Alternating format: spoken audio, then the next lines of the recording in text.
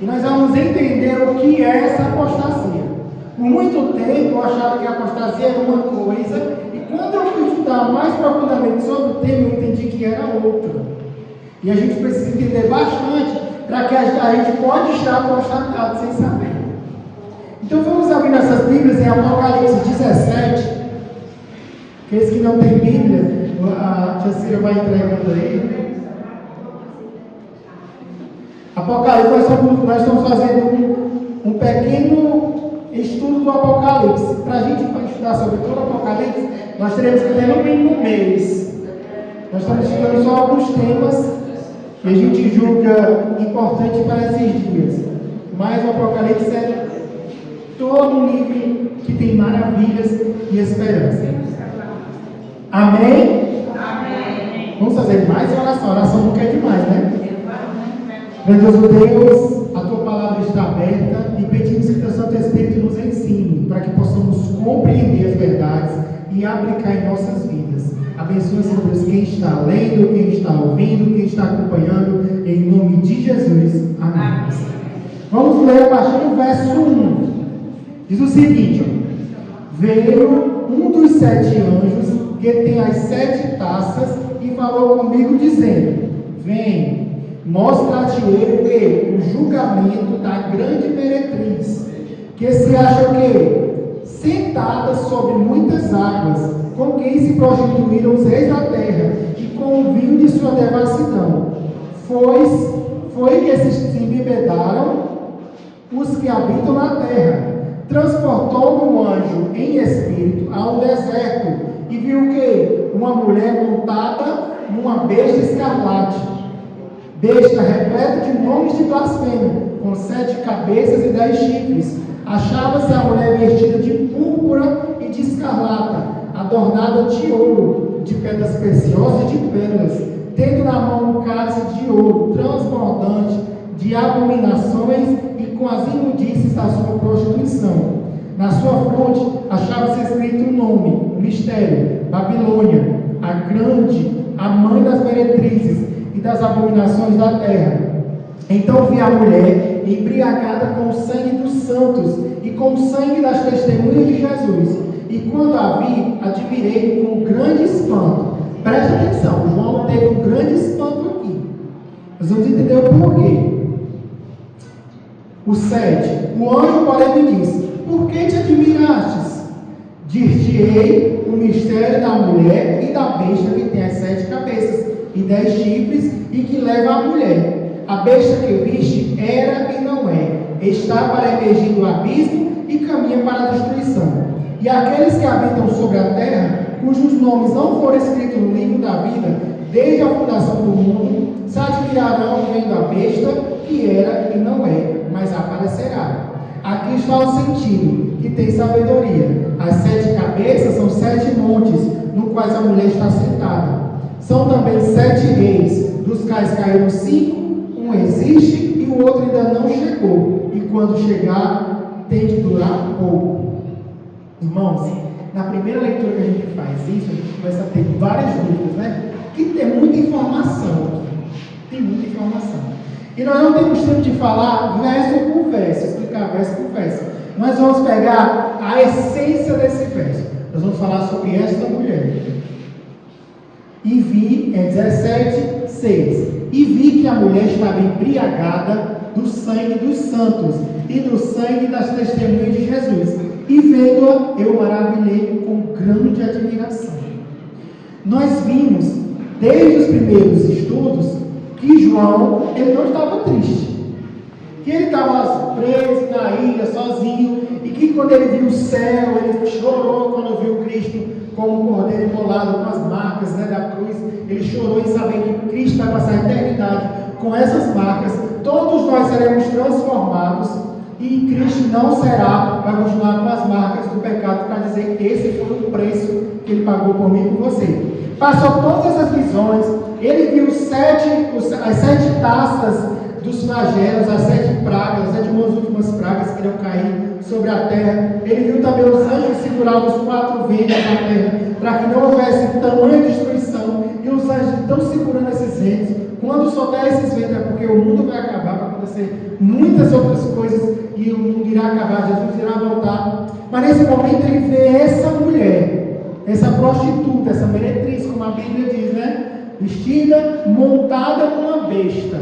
E ele cita como a besta é, 7 cabeças, né? 10 chifres. Então ele está citando, ele teve essa visão. E ele olhou para essa visão e teve uma admiração.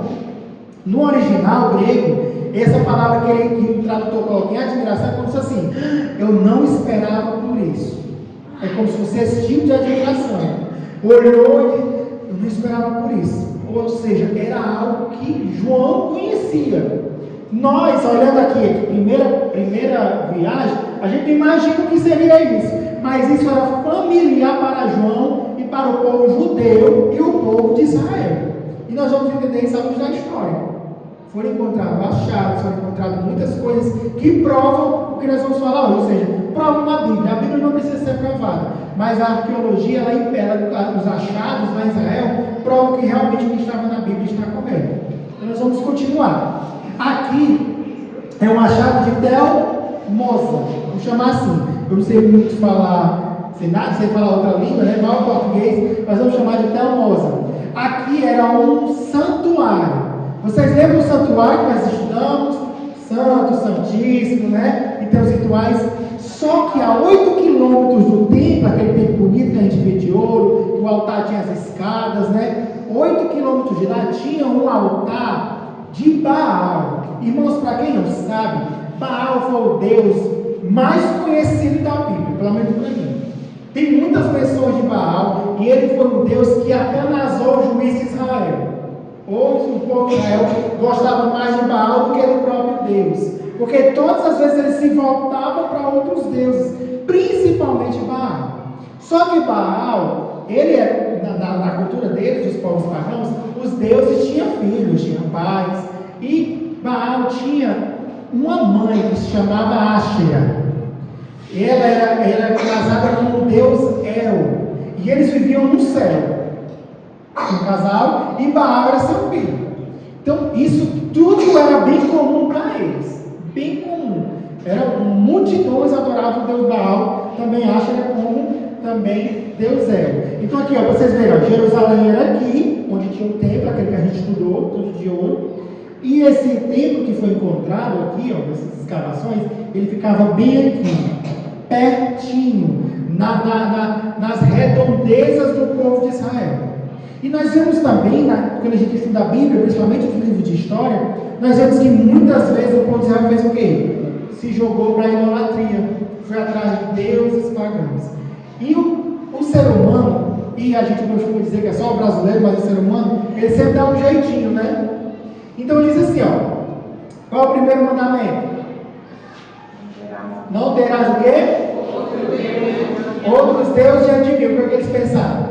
No mandamento diz deuses, não diz Deus. O que foi que eles fizeram? Pegaram Ashera e disseram que Ashera era esposa de Yahvé, de Deus Todo-Poderoso.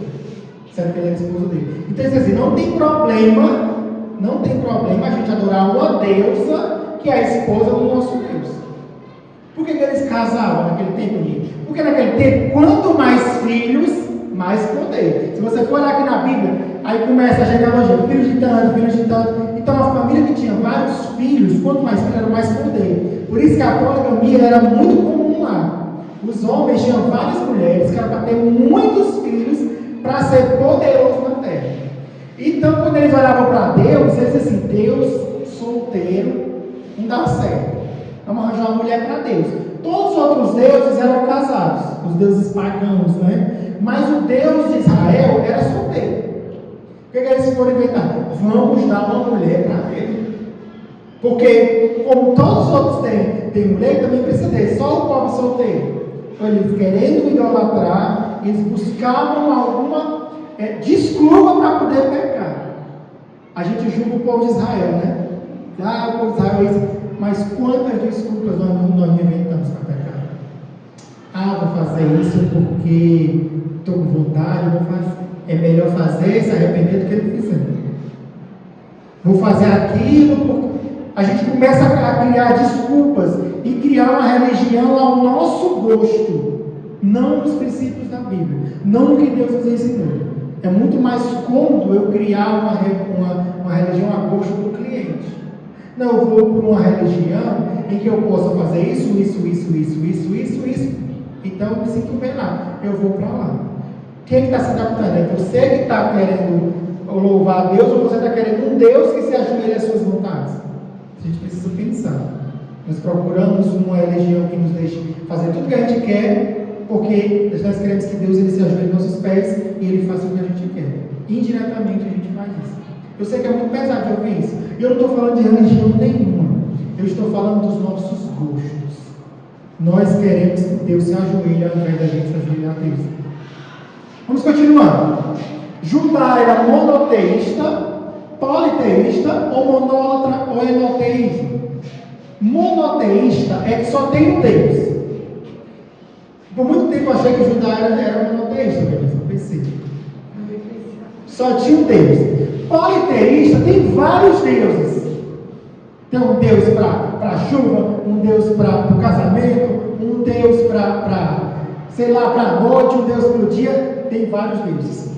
Agora, esse monólatra ou enoteísmo, que é a mesma coisa, é o seguinte: você tem um Deus, mas você sabe da existência dos outros, respeita a existência dos outros deuses. E quando a gente presta atenção, é como se fosse assim. Vou deixar mais claro para vocês. Qual é o time que tu torce, Simone? Sim.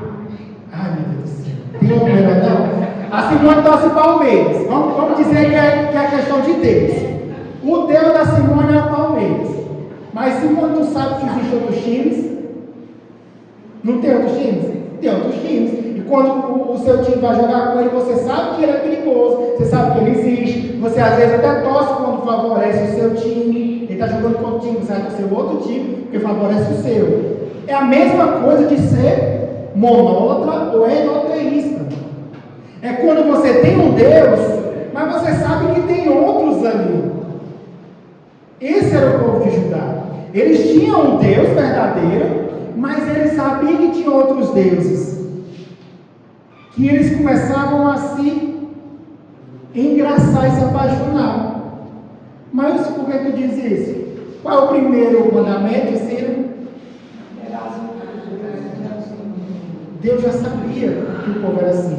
Por isso que ele diz: não terá outros deuses diante de mim. Porque se o povo dele não cresce em outros deuses, ele não botava esse mandamento, não é necessário, não. Porque o povo dele cria em outro Deus mesmo. Mas como ele sabia que o povo dele já cria em outros deuses, queria outros deuses, ele dizia: não terás outros deuses diante de mim. Ele já dizia isso. Qual é a eficácia das reformas de Ezequias e Josias? Irmãos, o povo de Israel,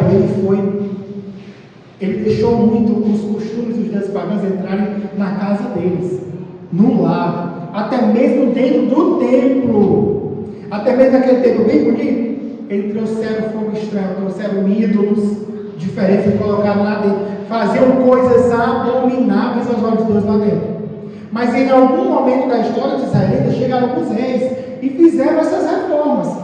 Mandaram quebrar tudo, tirar tudo, rasgar as vestes para se arrepender. Mas as pessoas até faziam isso, mas nunca ele se arrependeu de coração. Pelo menos a grande maioria. Porque na primeira oportunidade eles voltavam para os seus ídolos. Embora ambos tenham tido sucesso temporário em limpar o culto oficial e centralizar a adoração, a história bíblica sugere que as reformas não mudaram permanentemente o coração do povo. Irmãos, enquanto nós não mudarmos o coração, aparentemente pode ser tudo.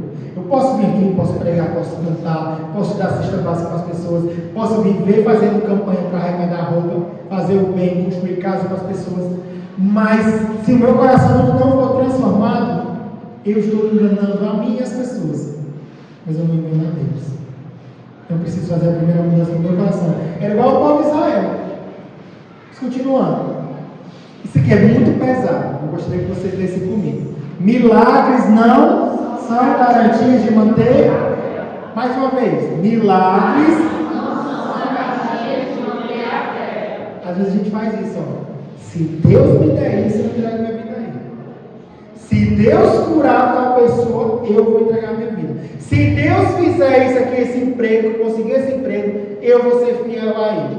E a gente espera esses milagres. Mas, gente, milagre não segura ninguém. O povo de Israel, quando eles estavam com frio, lá no deserto, tinha o quê? Uma coluna de fogo para esquentar. Eles não passavam frio de jeito nenhum. Quando eles estavam com calor, uma nuvem cobrindo o sol. As chinelas deles não acabavam, Priscila, de jeito nenhum. A minha acaba logo. Não, até que está durando. Mas de primeiro levava toda a pista, porque a minha acabava logo. Também disse que eu tinha os pés de jumento, não sei porquê. Mas, irmãos, as roupas deles não acabavam. Igual essa minha aqui, vai durar as 8 noites a minha calça. Para mim, a calça tem que durar as 8 noites. Não acabavam. Eles não se preocupavam com isso. Eles no deserto, tem comida no deserto? Nem não. Deus fazia cair maná do céu. Eles estavam enjoados de comer maná, acredita, Fábio? Mas assim, nós queremos, eu quero esse maná velho, eu quero a carne do Egito. Aí Deus mandou as aves também para eles comerem até espatifar lá e sair pelo nariz, pelas orelhas, mandou carne suficiente para eles. Tudo isso não é milagre? Quando chegaram no monte, o trovões, relâmpagos, as coisas acontecendo sobrenatural e de longe via nuvens subindo e tudo mais. Quando Moisés foi para lá e Deus ficou conversando com Moisés no monte durante 40 dias e Deus não fez nada e o maná continuava. Mas não teve mais nenhuma coisa sobrenatural no meio deles. O que aconteceu com eles? Fizeram um bezerro de ouro. Irmãos, põe a mão na consciência. Muitas vezes nós fazemos tudo para Deus enquanto Deus está nos servindo, como se a gente fosse um rei. Deus está trazendo dinheiro para não faltar, roupa, mas na primeira dificuldade eu digo assim: vou desistir. Dá certo não, é difícil demais, o fardo é pesado. Eu sou ser humano, eu vou sair. Na primeira oportunidade. Milagre não é garantia de fé. Não conseguimos, não é transformação, não existe transformação através de milagres. É vivência, é transformar o nosso coração. Na primeira oportunidade que Deus para de fazer milagre na sua vida, que você quer receber, você deixa ele. Porque na verdade você não estava ali por Deus, estava pelo que Ele podia lhe oferecer. É da mesma forma quando a gente casa por interesse. Quando casa por interesse e você não encontra o que você quer, você deixa. A mesma coisa. Continuando. Vamos abrir nossas Bíblias, esses dois versículos, a gente precisa ler isso aqui, a gente precisa abrir a palavra de Deus. Deuteronômio, é lá no início da Bíblia, é um dos primeiros. Você pode abrir. Aí você encontra Gênesis, Êxodo, Levítico, Números, aí depois é Deuteronômio. 12. Vamos criar o hábito de ler a palavra de Deus, porque nela há poder.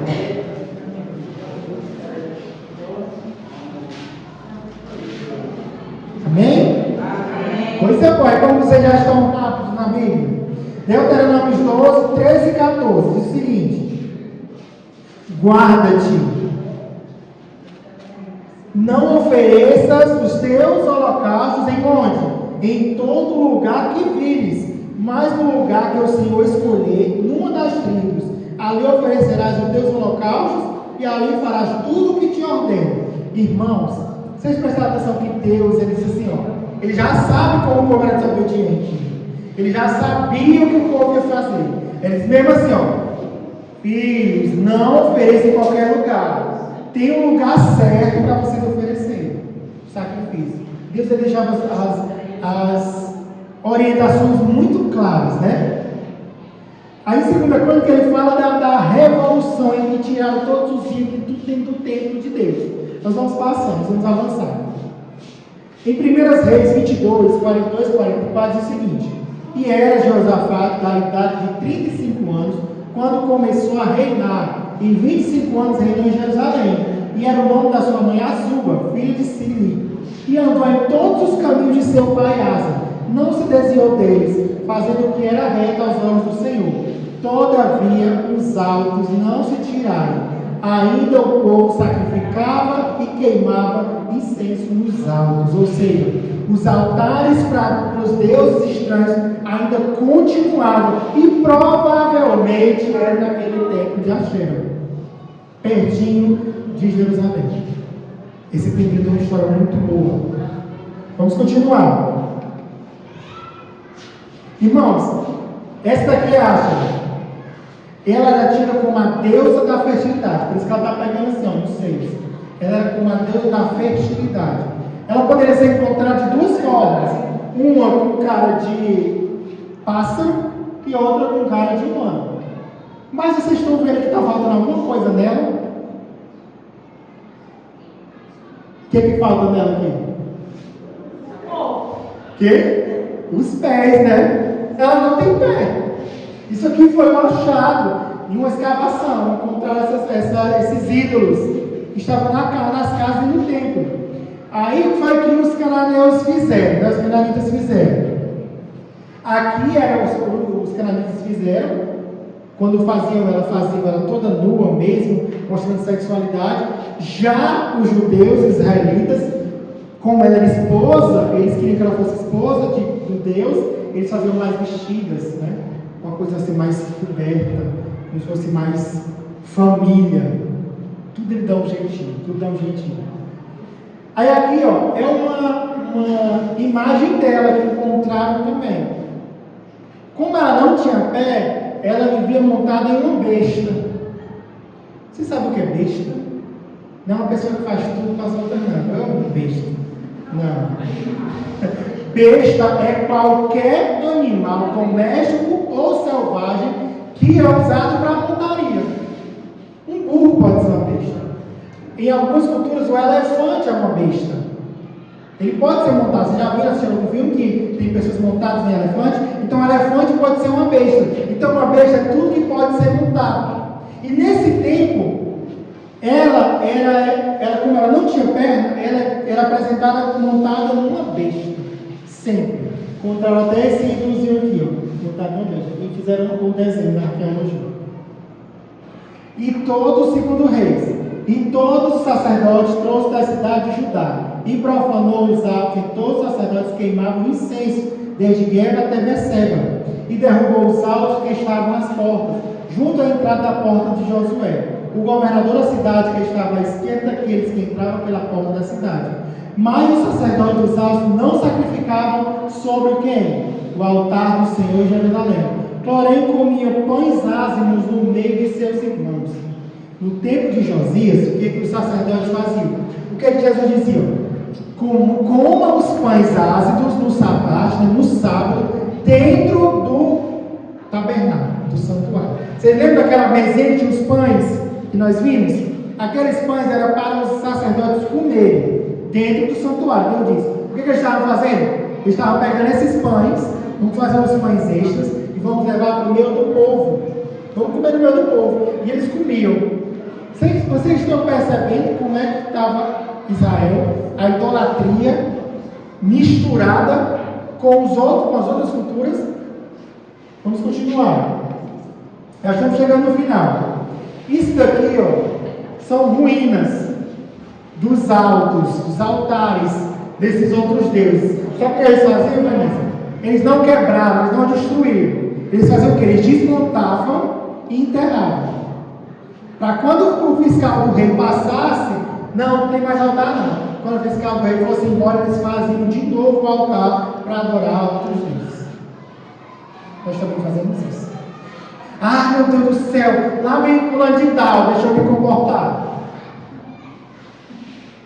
Menino, tá cheio de crente ali, corre, ele não pode me ver aqui não. Aí a gente cria essa máscara, né? Continuando. Agora vamos ver a nossa última passagem de hoje.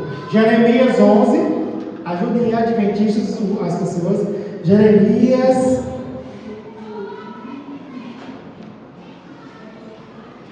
Você passa Salmo.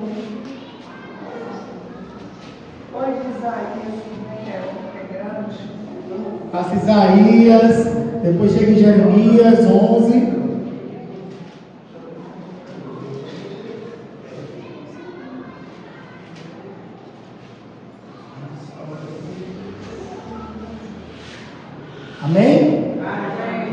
Jeremias 11, vamos ler a partir do 11 ao 13. Diz o seguinte: portanto, assim diz o Senhor: eis que trarei mal sobre eles, de que não poderão escapar. Clamarão a mim, porém não os ouvirei. Então as cidades de Judá e os habitantes de Jerusalém irão aos meus deuses, a quem eles queimaram incenso, e a eles clamarão. Porém este de nenhuma sorte os livrarão do seu mal. Porque, ó Judá, segundo o número das suas cidades, são os teus deuses, segundo o número das ruas de Jerusalém, levantaste altares para a vergonhosa coisa, isto é, para queimares incenso a quem? A Baal. Irmãos, Deus disse assim: olha, vocês são um povo idólatra, vocês têm muitos deuses, vocês querem fazer do seu jeito. Vocês querem fazer do seu jeito? Beleza, Deus permitiu que eles fizessem do seu jeito. E deixou, queimou tudo. Quando o rei da Babilônia chegou, ele queimou tudo, destruiu tudo. Dizem que o fogo é tão grande que o ouro que tinha no santuário derreteu todinho. Mas sabe qual é o tempo que não caiu? O tempo de Asher. Continuou lá. Tipo Deus dizendo assim: vocês não querem? Agora vocês vão ter. Vocês não querem escolher ter outros deuses? Pode ter outros deuses. Mas ele destruiu todo o templo dele. O rei destruiu tudo de Babilônia. Porque ali o povo de Judá não queria mais adorar o santo Deus e o santo templo. Estavam trazendo coisas impuras para dentro do templo. E para encerrar, eu gostaria que a gente entendesse. E viu que a mulher estava embriagada no sangue dos santos e do sangue das testemunhas de Jesus. E vendo-a, eu maravilhei com grande admiração. Sabe por que João teve grande susto? Porque ele sabia quem era essa mulher. Ele sabia da mulher montada numa besta. Ele sabia que era Asher. E o que acontecia no tempo de Asher? Uma grande apostasia. E o que é apostasia? Eu continuar tendo, dizer que eu tenho um Deus, mas eu faço as coisas ao meu gosto. Eu faço o que eu quero. Vocês lembram de Caim e Abel? Vocês lembram do altar de Caim e Abel? Qual era o altar mais bonito, de Caim ou de Abel? Caim era um altar cheio de frutos, cereais, e de Abel era um cordeirinho morto, cheio de sangue. O mais bonito era cheio de frutos. Mas não era o que Deus se agradou. Deus se agradou do sacrifício. Por quê? Porque foi o que Deus pediu. Não importa se eu tenho a voz mais perfeita do mundo. Não importa se eu tenho o dom da oralidade de poder falar horas e horas sem me cansar. Não importa se eu consiga dar estudo. Não consiga se eu sou uma pessoa que cativa as outras. Mas se eu não fizer isso com o propósito de agradecer ao meu Deus, é em vão. Apostasia é nada mais do que eu ter um Deus e ter outros ídolos ao mesmo tempo. Isso é que é apostasia. Eu estar na igreja, eu estar com o povo de Deus, mas o meu coração está nos outros ídolos. Eu gostaria de apelar aos nossos corações que nesta noite a gente faça uma reforma. Se nós queremos ir para o céu, se nós queremos viver o que a gente cantou, se a gente quiser olhar o rio da vida, se a gente quiser ficar embaixo da árvore da vida, comer do fruto da árvore, falar com o nosso Deus, reencontrar os nossos queridos, nós precisamos ter o nosso Deus como o único Deus. Irmãos, já está na hora. Já está na hora da gente jogar os nossos ídolos. Já está na hora da gente pegar tudo que nos afasta de Deus e jogar para fora da nossa vida. Jogar para fora da nossa casa. Eu sei quais ídolos eu sou tentado a adorar. Você sabe quais ídolos você é tentado a adorar. A quem você está dando mais importância do que a Deus. A quem você se tranca para assistir, para ver. O que você gosta. Qual o seu ídolo? O seu ídolo hoje não é Asher. Pode ser algo que está dentro do seu quarto. Pode ser algo que está dentro do seu bolso. Pode ser algo que está aqui na sua mente. Pode ser alguém. O seu ídolo. Quando você vive por essa pessoa. Esse é o seu ídolo. Enquanto nós tivermos esses ídolos guardados, Deus não será o nosso único Deus.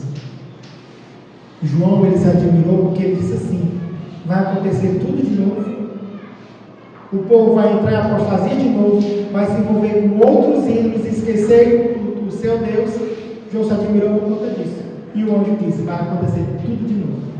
Nós não temos tempo, irmão, já vamos encerrar. Mas a cultura deles, nesse tempo, tinha uma música para ela. Era mais ou menos assim: dizia que ela chegava no centro da sua besta e todos os reis da terra ficavam encantados com sua beleza. Igual o Apocalipse fala. E essa canção, olha, já vinha de muitos e muitos anos. No tempo de Josias, tempo do rei Josias, antes de Jesus nascer. Dizia que ela chegava com a taça e dando de beber a todos os reis e governantes da terra. Como o Apocalipse diz. A apostasia nada mais, nada menos do que isso. É nós sermos seguidores de Cristo, mas vivermos uma vida dupla. Vivermos com outros deuses e outros ídolos. Que Deus possa nos abençoar, que Ele possa estar conosco e que a gente possa nos dar força para que a gente possa jogar esses ídolos fora. Sejam ídolos mesmo, ou sejam pessoas ou coisas que a gente está colocando acima do nosso Deus. Nós precisamos ter cuidado. Satanás, ele é esperto. Nós não somos mais espertos que Satanás. Nós não temos mais força do que Satanás. Nós só podemos vencer Satanás quando nós estamos, como a gente cantou no início, quando nós estamos ligados a Deus. Aí sim, o exército de Deus é mais forte do que o exército de Satanás, amém? E nós seremos protegidos pelo exército de Deus. Mas não vá brincar com Satanás. Ele é esperto. Ele sabe dos nossos desejos, os mais escondidos. Ele consegue ver pelo olhar do que a gente gosta, do que tira nossa paz, do que tira nossa concentração. Ele consegue saber o cheiro.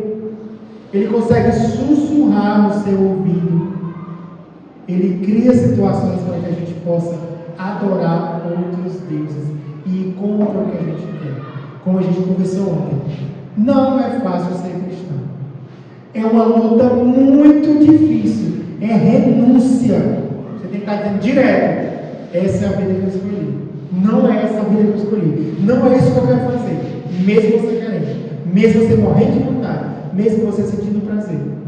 Não é a vida que Deus sonhou para você.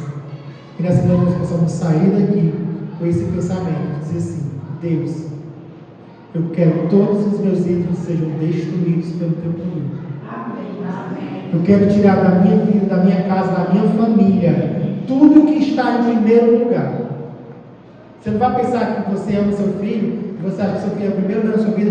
Tira de mim, Senhor, não vai matar, não. Não é. Deus vai ensinar você a amá-lo mais. Porque nós não sabemos amar. Nós não sabemos amar. Qualquer coisa a gente já fica com raiva da pessoa, com desgosto. Então nosso amor é muito limitado. É diferente do amor de Deus. O amor de Deus é assim: nada que você fizer vai diminuir o amor que Deus tem para contigo. Nada.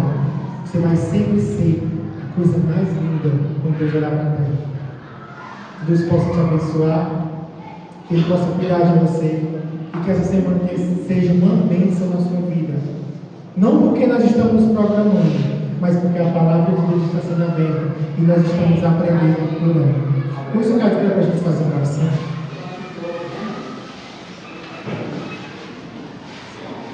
Oremos. Grandioso Deus, muitas verdades, Senhor Deus, foram lidas e apresentadas essa noite. Nós entendemos, Senhor Deus, que a apostasia não significa que a gente saia dos teus caminhos completamente, que nunca mais olhe para ti. Mas a apostasia significa, Senhor Deus, que nós continuemos em teu caminho, mas com outros deuses, Senhor Deus.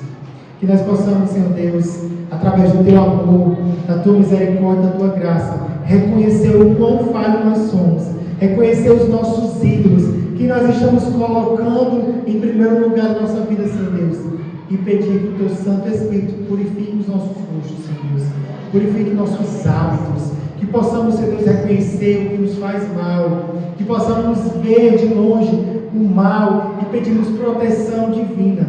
Senhor Deus, eu quero pedir mais uma vez, em mais uma noite, caia por terra toda a armadilha do inimigo para a vida de cada um que está aqui, Senhor Deus. Que toda armadilha caia por terra em nome de Jesus.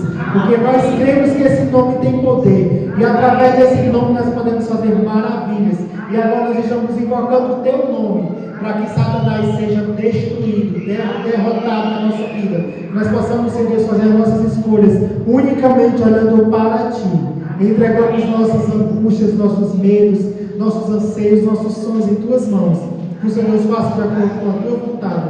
Dá-nos, Senhor Deus, uma noite de paz e que amanhã nós possamos estar aqui mais uma vez para aprendermos mais, para cultuarmos mais a Ti e agradecer o Teu santo nome, em nome de Jesus. E a igreja diz: Amém. Amém. Boa noite a todos. Até amanhã, se Deus quiser.